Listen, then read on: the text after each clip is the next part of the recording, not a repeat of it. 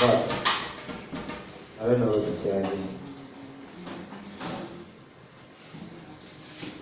It's really powered this evening.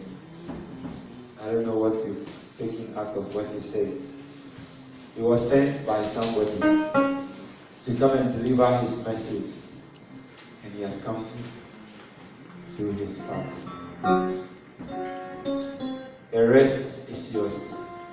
The only question I ask myself whenever there is a word of God is that the one who is bringing the message is not his message. Someone sent him. How did he take the message? Did we receive the message? And the question I always ask myself, the calling of the name of God. And whatever you care about, yes, that we are perishing. And he said, he does what? He woke up. So don't think Jesus knows your problem. Yes, you know, but he doesn't know.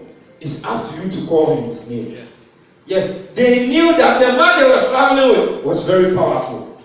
That if they call on his name, he will rescue them. So don't think Jesus knows your problem. Don't think. So you will come to quiet them. Jesus, Father, you know that. No. He doesn't know anything.